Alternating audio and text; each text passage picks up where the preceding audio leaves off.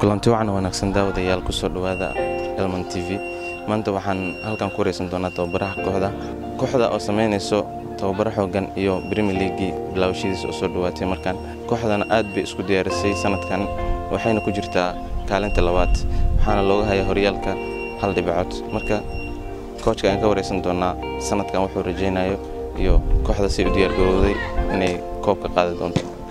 Welcome coach, welcome to Elman TV.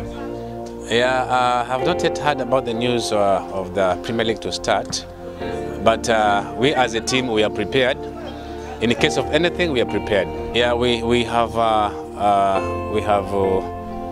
Ruzga is a bit having injury, and is attended to by our personnel team, and then we also have Amza, who is not also having injury, but.